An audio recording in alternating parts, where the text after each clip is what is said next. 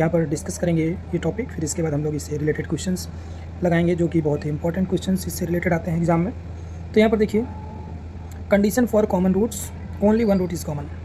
यहाँ पर हमारे पास कंसिडर करते हैं हम, यहाँ पर consider two equations, two quadratic equation, consider two quadratic equations, consider two quadratic equation. पहले ले लेते हैं a1x² plus b1x plus c1 is equal to 0, and दूसरी इक्वेशन ले लेते हैं हम लोग a2x² plus b2x plus c2 is equal to 0। यहाँ पर हम क्या करते हैं, ये दो इक्वेशन ले लिए हैं और इसमें हम लोग ये करते हैं, let alpha be common roots, let alpha be common roots, यानी अल्फ़ा यहाँ पर क्या है, एक ऐसा रूट है जो कि इन दोनों इक्वेशन में कॉमन है। अगर इन दोनों इक्वेशन में अल्फ़ा कॉमन होगा तो दोनों इक्वेशन को अल्फ़ा क्या करेगा, सेटिस्फाई करेगा। तो यहाँ से देयरफॉर क्या हो जाएगा, therefore a1 alpha square plus b1 alpha plus c1 is equal to 0, and a2 alpha square plus b2 alpha plus c2 is equal to 0 हो जाएगा। ठीक है, अगर यहाँ पर अल्फ़ा हमारे पास एक कॉमन रूट था तो इसको भी अल्फ़ा सेटिस्फाई करेगा, इस इक्वेशन को भी, और अल्फ़ा यहाँ से इस इक्वेशन को भी सेटिस्फाई करेगा, यानी अल्फ़ा की वैल्यू हम लोग यहाँ पर क्या करेंगे, सब्स्टिट्यूट कर देंगे। ठीक है, नाउ अब इसको आप इक्वेशन नंबर 3 कह सकते हैं, 3 and 4। ठीक है, तो now solving equation 3 and 4 by cross multiplication method. ठीक है, बाय क्रॉस मल्टीप्लिकेशन मेथड, इसको हम लोग क्रॉस मल्टीप्लिकेशन मेथड से क्या करेंगे, सॉल्व करेंगे। तो आइए चलिए देखिए हम इसको क्या करते हैं, सॉल्व करते हैं यहाँ पर। तो हम लोग जब यहाँ पर इसको क्रॉस मल्टीप्लिकेशन मेथड से सॉल्व करेंगे इक्वेशन 3 और 4 को, यहाँ पर हमारे पास जो इक्वेशन नंबर 3 है, इक्वेशन नंबर 3 ये थी, a1 alpha square plus b1 alpha plus c1 is equal to 0 थी, और यहाँ पर a2 alpha square plus b2 alpha plus c2 is equal to 0, ये इक्वेशन 3 थी और ये इक्वेशन 4 थी। इनको हम क्या कर रहे हैं, क्रॉस मल्टीप्लिकेशन मेथड से सॉल्व करेंगे। तो यहाँ पर देखिए ये हो जाएगा हमारे पास बिल्कुल यहाँ से alpha square is equal to alpha is equal to 1 upon, यहाँ पर आप कैसे करेंगे, क्रॉस मल्टीप्लिकेशन मेथड लगाएंगे। तो यहाँ पर जब अल्फ़ा स्क्वायर लेंगे तो अल्फ़ा स्क्वायर वाले को ये लाइन पूरी क्या कर देंगे, हम लोग छिपा देंगे।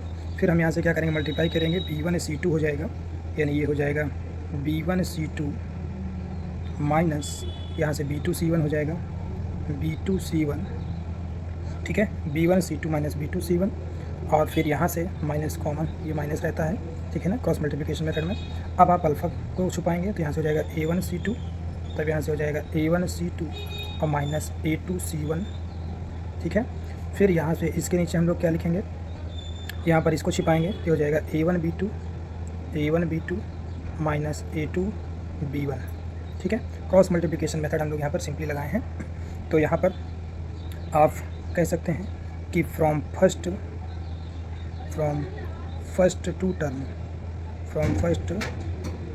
टर्म ऑफ, ये इक्वेशन नंबर इसको आप 5 दे सकते हैं, from first two term of 5।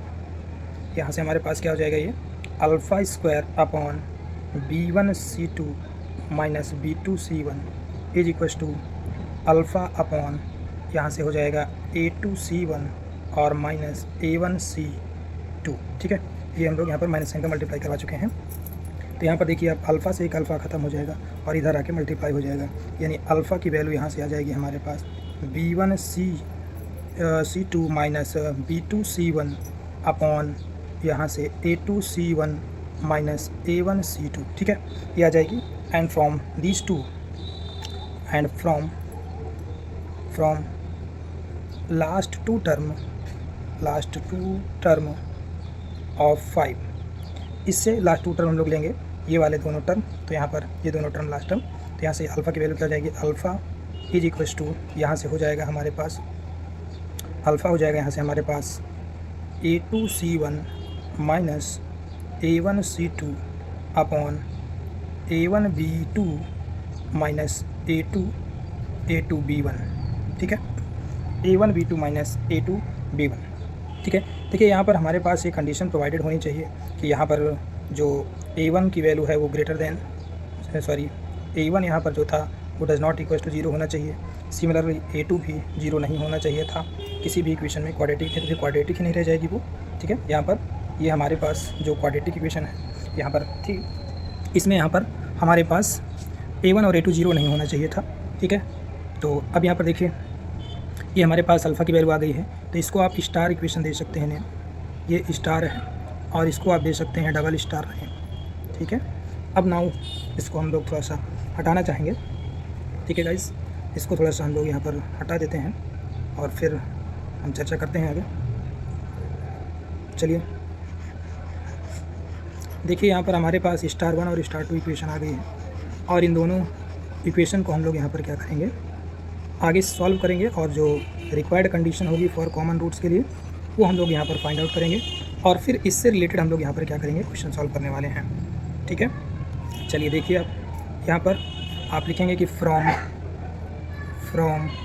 Star and double star equation, from star and double star, यहाँ से LHS बराबर है अल्फ़ा अल्फ़ा, तो RHS भी बराबर हो जाएगा, यहाँ से हो जाएगा B1C2 माइनस B2C1, ठीक है, और अपॉन यहाँ से हो जाएगा A2C1 minus A1C2 is equals to, यहाँ से फिर से A2C1 माइनस A1C2 अपॉन यहाँ पर हो जाएगा A1B2 माइनस A2B1, ठीक है। चलिए और इसको हम लोग इधर क्रॉस मल्टीप्लाई करवा देते हैं इस तरीके से, तो ये क्या हो जाएगा हमारे पास, ये हो जाएगा देखिए यहाँ पर A2B1 गड़बड़ हो रहा है, A1B2 ठीक है।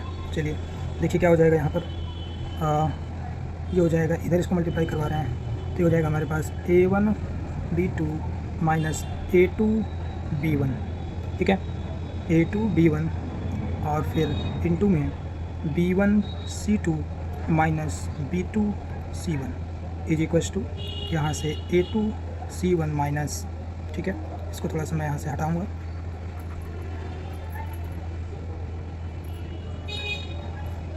देखिए A2C1 माइनस A1C2 का होल स्क्वायर हो जाएगा, ठीक है। तो यहाँ पर देखिए आप कि ये हमारे पास क्या हो गया है, यहाँ पर ये, इसको अब याद करने का तरीका मैं बता दूँ थोड़ा सा, कई बार इतना लंबा हमारे पास ये कंडीशन आई है डेरिवेशन में, इसको याद कैसे करेंगे यहाँ पर हम लोग। तो याद करने का तरीका देखिए यहाँ पर क्या है, सबसे पहले आप यहाँ पर लिख लें चुपचाप AB फिर माइनस AB, इस तरीके से लिख लें। AB के बाद BC होता है तो BC, ये BC लिख लें एक ब्रैकेट में, और फिर उसके बाद आप AC लिख लें या CA लिख सकते हैं, CA लिख लें इसको, ठीक है, CA, ये CA और ये CA, ठीक है, और इसमें होल स्क्वायर लगा लें।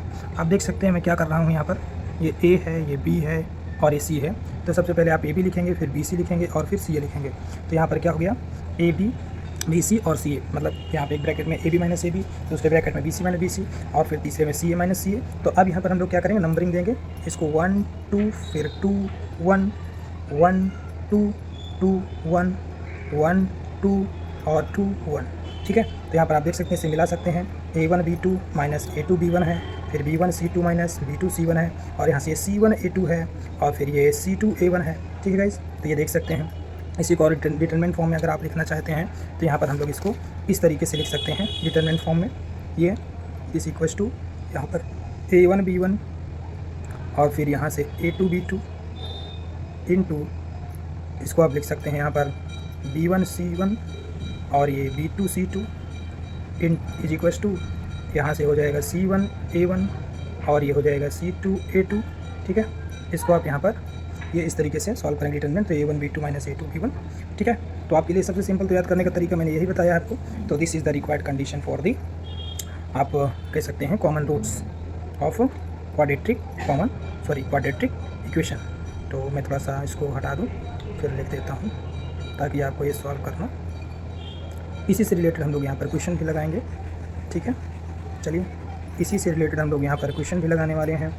इसके बाद इससे जो नेक्स्ट लेक्चर होगा हमारे वहाँ पर हम लोग यहाँ पर इससे रिलेटेड क्वेश्चंस लगाएंगे। चलिए देखिए, ये हमारे पास क्या है यहाँ पर, दिस इज रिक्वायर्ड